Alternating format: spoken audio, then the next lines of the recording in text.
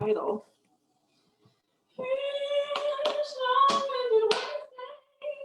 Wednesday. When it won't be clean. When did we fall off the wagon? Like way early 3 years November. ago. 3 years ago was the last time we were on here. I was young. Those were the days. I was a wee little one the last time. Hello, hello.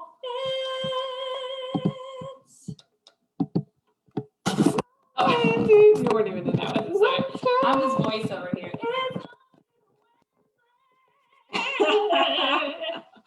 It's a long Wednesday. Somehow it's December. She's just a girl and she's on fire. Oh, and I have the washing machine on. We might have to stop that here in a It moment. may not be that loud. All right, let's see. Y'all let us know. Hey, so can you check if we're good? I'm trying. I think we're good. Cool. Okay, so hello, y'all. My name is Jenny Madrano. I use she, her pronouns, and I am the Shift Program Manager at Building, and also just a human being here in the now, doing the thing, being as present as possible. Hi, I'm Lauren. I use she, her pronouns. Shift Program Coordinator, Co-Facilitator Extraordinaire. I'm also just trying to be here. How is it December 2020? I know you make fun of me because like every day, especially like the work zone, like work days to me just go like this, like how is it 12 How is it 4 p.m.? How is it? I How don't is understand. it But 3 literally, p.m.? where did November go? It is weird. And if you look at the videos, like past the long-winded, one, we haven't been consistent. So Y'all know this about us already. if you're sticking in any kind of way or watching this 6 months from now, I'm going to say like what Phil does, that spiritual guide. These videos are relevant no matter when and where you watch them. Time is a construct. And you're seeing this now when you're seeing it because you need this message. you need this message whenever you see it, whether that's today at 12:39 p.m. or whatever time it is where you're at, or 5 months from now. I don't know, but it's interesting to me to see the seasons change. The video in like tank tops, and now it's sweater weather. Change. Yes. Change and see. You can see that I've got little like trees, our decor, we got our lights. It's cold in here too. This morning it was chilly. Yeah. So today we're like, what do we talk about? There's so many things we could talk about. We're learning constantly. Our own navigation in the past couple of months has been doing this work of diversity, equity, inclusion in the out and about community with organizations, with our partnerships, with random community members, continuing uprooted, continuing liberated, continuing groundwork. So having our own restructuring of governance conversation within Building Bridges. So that in itself has been overwhelming to me because I know it feels like double tracks of DEI, like helping others and then trying to help ourselves. And it's hard. How has it been feeling to you to navigate those? Yeah, I mean, I think there's always an element of it's hard to. There's like the 3 levels always of like how am I personally doing my things of reflection and all of that, and then what it's like to do that with you specifically, but with other folks in my sphere. I'm just navigating identity, but race specifically, and then yeah, the bigger meta stuff, like it's just more and more continue like pouring into each other or like cycling in and around. And yeah, I think it's felt a little more complicated, I think, especially for stuff internally with Building Bridges, there was an element of cockiness, like, well, we have it all to figure this out, and also like being immensely humbled of like, but we're still human beings trying to figure out how to like navigate a system and recreate, but also like find that in between that works. And the slowing down stuff is really hard to do. I don't know. No, that's so real. It's like you just said it very directly, which I appreciate because I like haven't named that, but yes, it is very humbling to have to wrestle with issues of power and privilege and oppression. And really, like, I know it's caused me to start examining my own biases, cultural values, how do I view structure? How do I view hierarchy? What has informed that? And so that's been part of my process, which I think is good because that's what we're all about, right? But maybe we should take a pause now that you said that. Go slow to go fast, because I don't think I've done that for 3 months. I'm just kidding. I pause to watch TV every night. But it's not really a pause. I mean, it is a form of a pause. Judge my pause. If I watch a show that I won't mention, then yes, I totally zone out of it.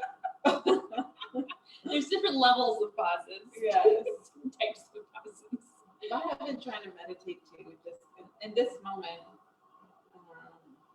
How about we take a deep breath? Okay.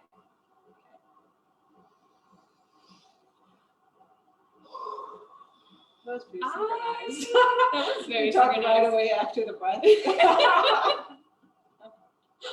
That wasn't the first time you called me out on that. I was gonna say I saw that to like instantly calm your nervous system, it's like 2 breaths in your nose and then a breath out. Okay, yeah, should we do it 3 times? Okay. Okay. I feel like I'm like, okay, yeah. You start us, 2 breaths.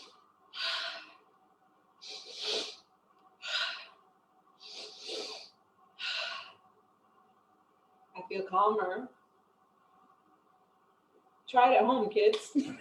2 quick breaths in like you're trying to smell something, and then exhale. Hopefully you don't have bad smells where you're at, because then you get a good whiff of that. Anyways. Bad breath. or you smell your own breath. So, power, y'all. We have been experiencing a lot of people's different interpretations of power. And especially this idea of like, I've seen power falling into this binary or either or thinking of, is power good or is power bad? And I see more and more people out there, especially people with more privilege, especially white folks, they speak and talk and dialogue with this concept of power as if power is bad. And I don't think that's the case. I don't know what you think about that. Sorry, our washer is getting super loud. I feel like I really need to go take care of it. Well, as Marin's gone, in terms of power being good or bad, I don't really believe in binaries. Either or is a cultural trait of white supremacy. So I don't think it's helpful to get stuck into trying to decide between 2 camps if power is good or bad. But oftentimes I see, especially people with power, positions of positional power, positions of leadership, structural power, systemic power, all those things. There is oftentimes this guilt of like, oh, I shouldn't have this, or because I have this, I'm not good. And I feel like there's like this conflation of power with like dictatorship almost, or like this idea of someone being withholding and not sharing it. So I don't know if that's what you've been observing.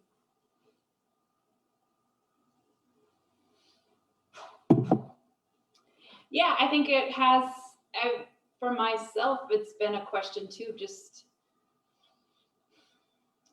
even in my own belief as myself as an entrepreneur, or like to even consider what it is to pursue more money, AKA to me, that's has equaled more power, I've really had to consider, I think there's like this trauma or this belief that I think a lot of folks understand where and have seen often where power has been utilized and wielded in ways that are problematic. I don't know, aka our government right now. I'll be right back. What's that? Food. Really food. I didn't know that. This is real life, y'all. This is what happens. Our washer, and now a delivery. So yes, even I've had to consider, and I think I felt very strongly, it was very clear to me as a teacher and building up my understanding of race and racial identity and how I was taught as a white person, as a teacher, as a white teacher, that it was my quote unquote job to wield power in some regards. And so, so that's all wrapped up in so many things of what is it to be respectful? What is it to have manners? What is it to be professional? It's very, I don't know, there's so many layers to it. And I think what I learned in terms of my teaching and like moving into more like restorative understanding of what is it to influence people versus have power over, and the slight differences that is, and the real wanting to, like, after being with Building Bridges for a while, I'm like, I don't want to facilitate by myself anymore. Like, what is it to share and co-facilitate and be in community? And so it's not that I don't have power in certain scenarios or I don't utilize, like, I have power in various ways in different identities that hold my age, gender, race. And so there are appropriate places that I get to offer those skills and experiences, but it's when and where and how I wield it, right? And where I'm potentially saying, but my experience, the way that I've done it is the right and only way. I don't know, yeah. And I think we're seeing more and more white folks, just really worried about and not quite understanding or being enough in their own racial identity process to really kind of understand the dance that continues to be. Yeah. That makes me think too of like power isn't just this like 2D word, right? Like it's not simple as one thing. Mm-hmm. A lot of times we use this power definitions sheet in our sessions, and it describes the difference between coercive power and being able to provide punishments versus like systemic power and because of the systems that exist, how much power you have versus relational power and what networks you've made and all of that.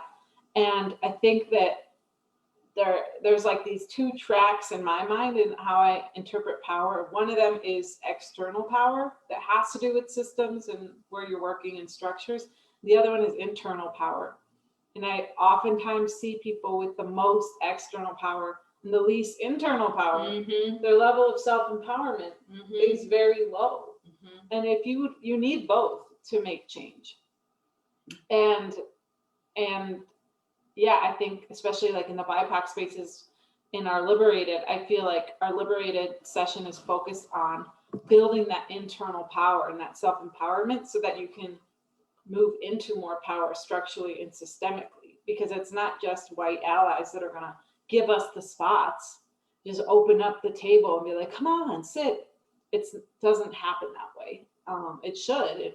Sometimes it does, but typically it takes a person of color to be in their own confidence, in their own badassery, in their own stardom to be asked into those spaces. I know, because the more that I lean into that, the more spaces I'm asked into it. But in times when I've been insecure, depressed, or not in my self-empowerment, it's like I might as well not exist.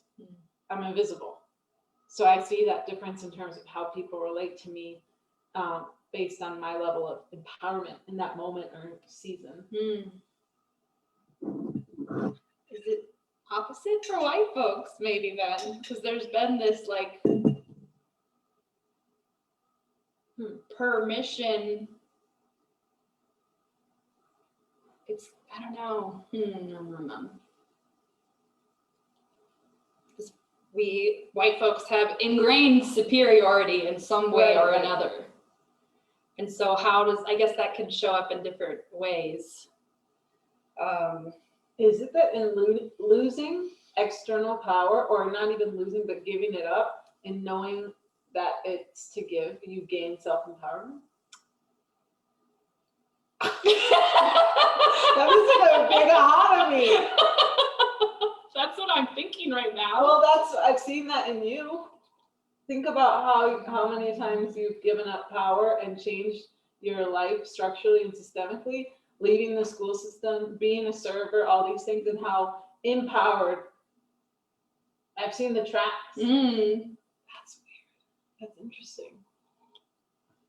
I think there's an element to that of like, and I think there's a lot of white folks who are still like, they're in this in-between space of like, they see that that's what they need to do, and yet they're not willing to quite go there. Or like, there's that element of like, I don't want to lose the power, or the quote unquote the facade of power that I've experienced.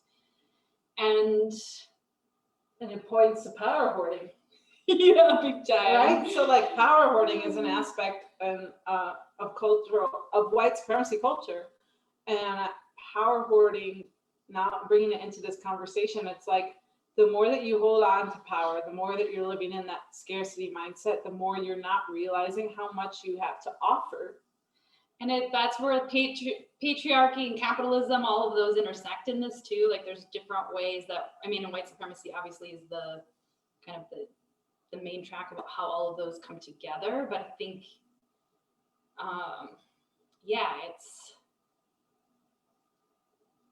it's this worry. It's power hoarding. It's this worry of like the risk feels really, really big because everything else is quote unquote like been easy to do. Like, yeah, I'm a teacher.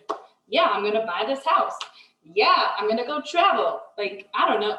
There's been an ease, and then to really like consider slowing down, giving up spots or spaces or time, it's completely out of the track of white supremacy.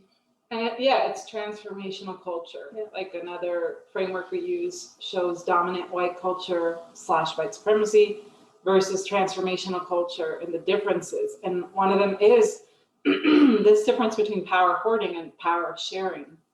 Sharing is caring. Like, that cheesy little phrase is so true though, because that's something I see very much in collective cultures and in cultures that have been historically oppressed, is just a generosity that was taken advantage of and exploited. I especially see that in the Mexican people, Mexica people, of just how that all transpired, of just the border being created and us losing land.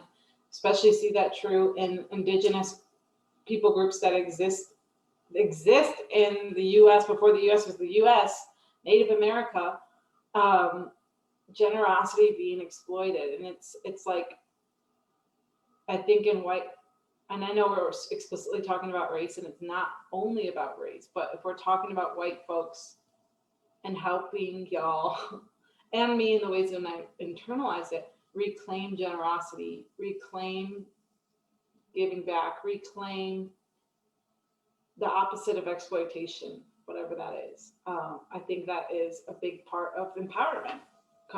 Bring back full circle.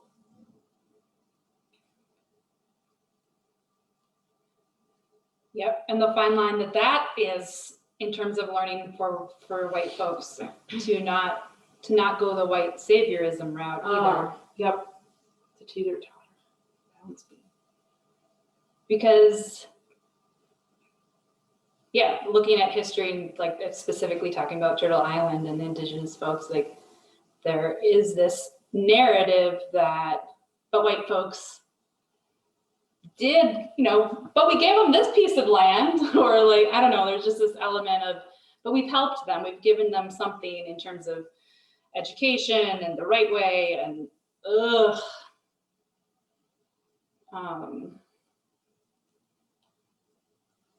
don't know where I'm going with that, but just white saviorism. Yeah. White saviorism. Well, yeah, it's like some of the ways that, and historically you can see white European groups giving back is by giving their interpretation of what is right. And this whole right and wrong thing is like not helpful at the end of the day. And yeah, I think it's like the more I learn about Indigenous practices, the more I learn about my ancestors, the more I learn about the flow of life and just not forcing anything on anyone. And I feel like that is also a big part of self-empowerment when I bring it to my personal expansion journey, because in times where I felt scarcity and I felt small and I felt like no one's gonna want to work with me, or no one's gonna love me, or low self-worth, right? The more I've tried to cling on to people and be like, you have to change your organization this way. You have to change as a person. Here are your flaws. Because I believed that those were the only opportunities out there. Versus now I'm like, change or don't change. I can't force you, and that feels really boosting in terms of confidence.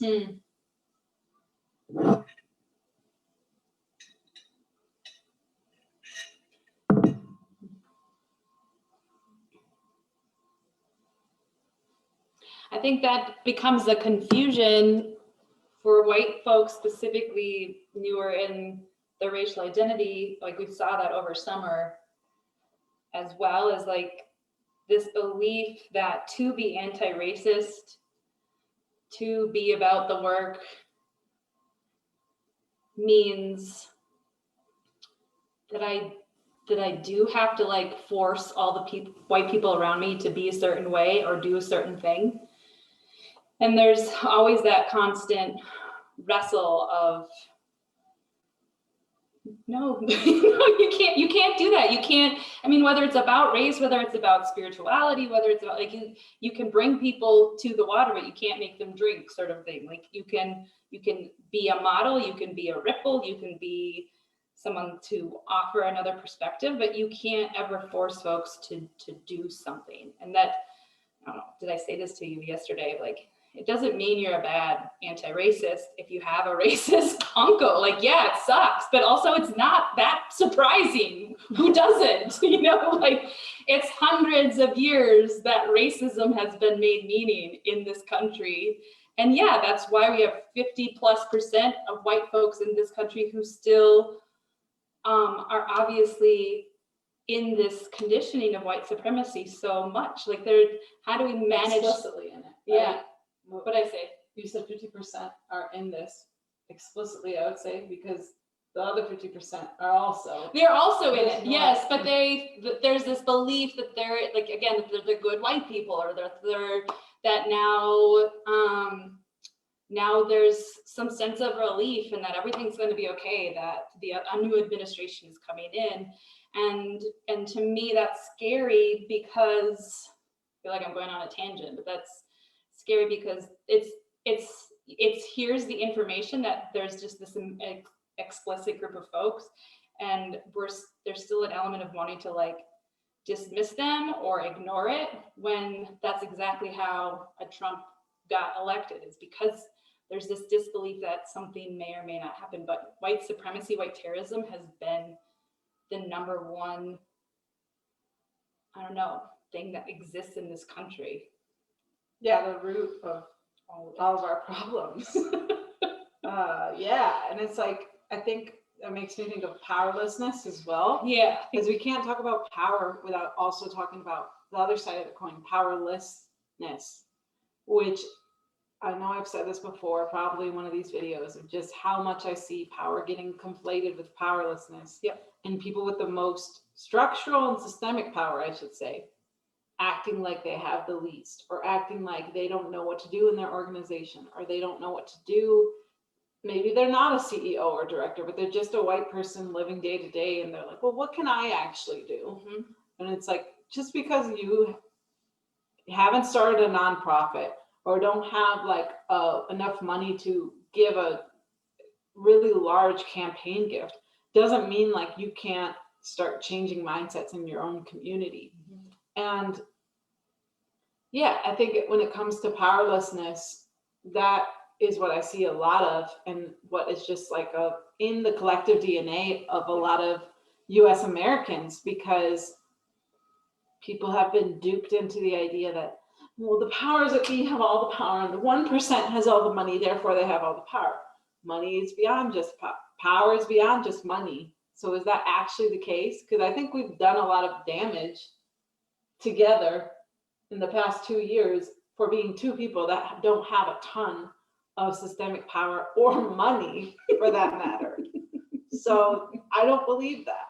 I don't believe when people point the fingers and say, well, for the most part, we're powerless because the 1% controls everything. The 1% are also some kind of robots as well. Like some of them are probably smart, and some of them are just like, have been handed fucking the golden tickets on golden tickets. And so obviously you're going to succeed.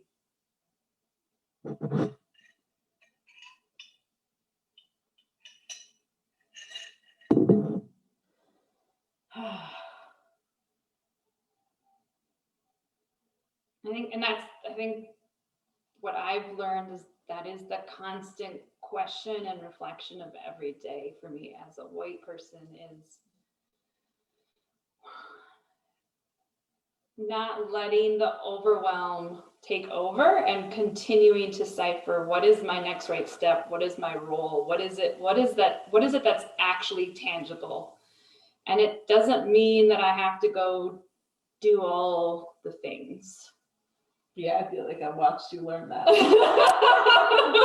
She tried to do all the things. I tried it. It doesn't work.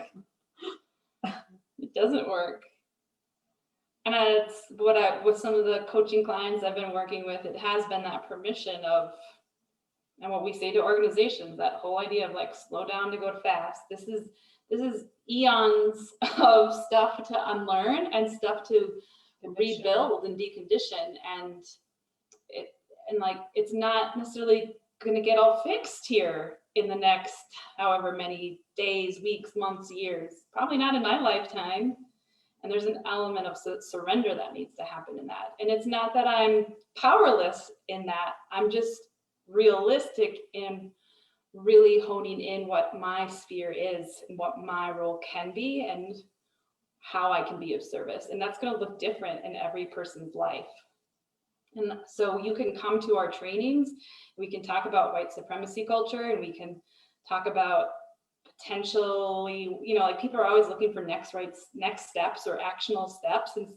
And people go away from us sometimes like really pissed because we're like, but we can't actually give you the checklist. Like, you have to truly figure that out. What is your positionality in your organization? What is your relationship with your uncle? What is it to navigate boundaries in that relationship? Is it something that a conversation you can come back to next week, or is it something that you need to like work on your own healing and your own stuff, and maybe it's 3 years from now that you come back? Like, it's hard.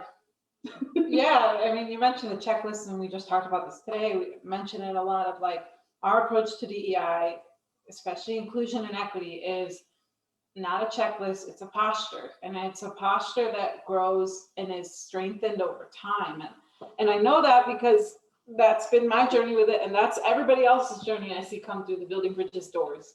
It just is those who stick around long enough, those who trust the process, those who open themselves up humbly to learn the ways in which they've been honestly like using their power well and using their power poorly or disempowered, those people are going to get a lot out of our posture. And like one thing, for example, of our posture is I statements. And that could be brought back to power, right? Because if you are a person who is in the posture of being able to speak on behalf of a lot of people.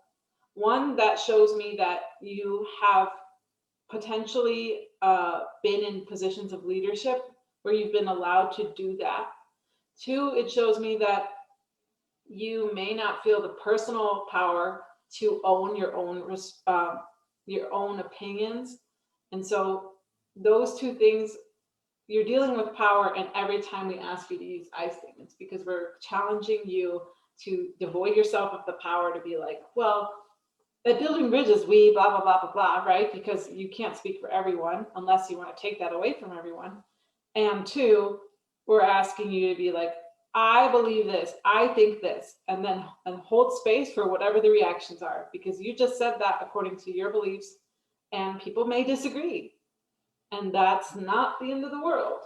That's actually really helpful, that a lot of organizations miss out on because of fear of conflict.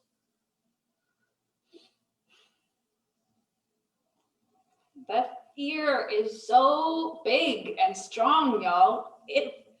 And that's again where it comes back to that powerlessness. We see people in really big positional power places and spaces in organizations, and yet they haven't done that internal work to really, as simple as owning an I statement, like that can get really convoluted and scary, and just, it's hard to actually move forward in anything.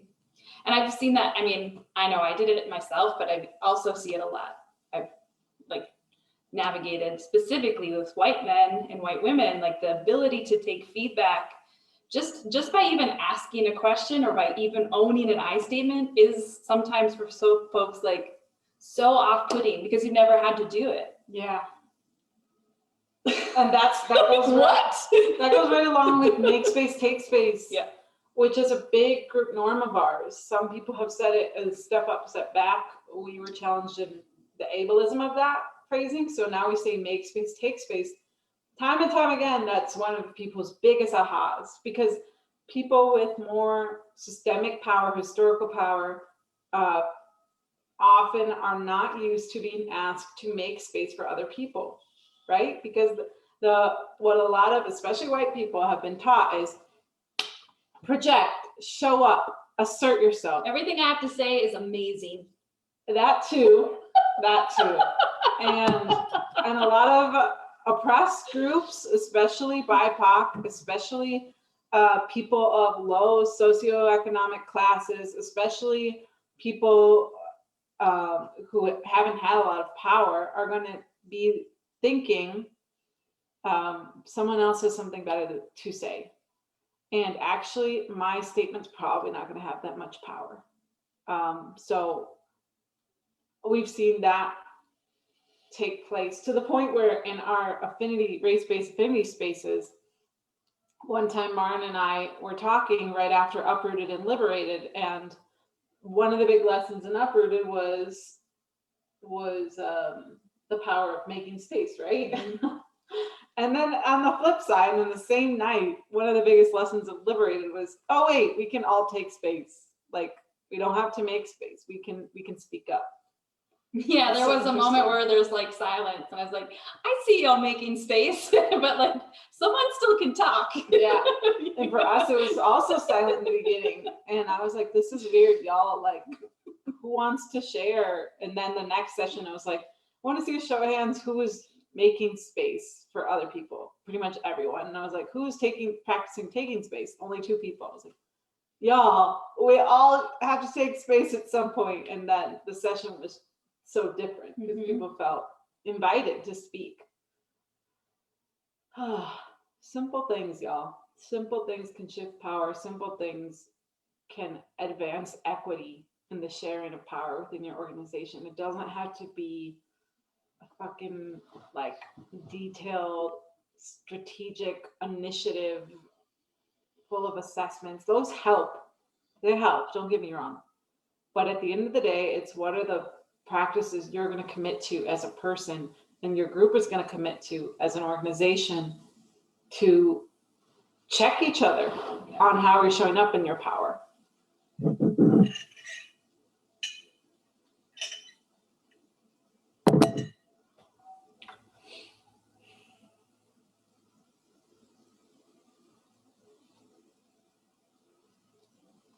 There has been a lot of silence in this in this session.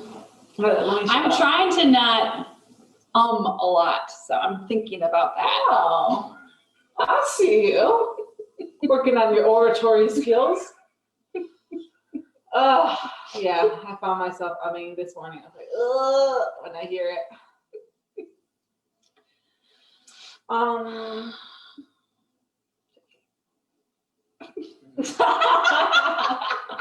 Okay, maybe we're done. Yeah, I don't know. There's so many ways to go about it. Power. I feel like we do this too. Like, okay, back to what we started with. Remember the power chant?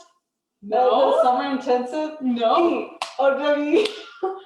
P-O-W-E-R, you got the power, because we are building bridges today. That was a power chant. Wow, I didn't even realize that in our little chant that we say with the youth, we're instilling self-empowerment. Hell yeah. Because we sing this chant and it says, it spells out power, P-O-W-E-R. We got the power because we are building bridges today. And we would do that to hype them up in the morning. Oh yeah, and then people would like tap in and be like, my name is Jenny. Yeah. Yeah, and you dance. And what was the other thing? I don't know, something, Da-da-da. yeah, and then it's like a call and response copy cat thing. I missed And it was that. really cute when we first did it, and everyone's super awkward. They're just like, oh. Okay, well, let's wrap up with a checkout.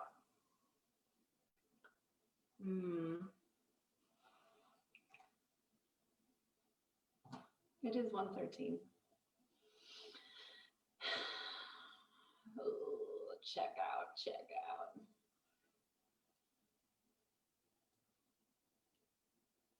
I have one. What is an area in your life where you feel empowered? Ooh, an area in my life that I feel empowered.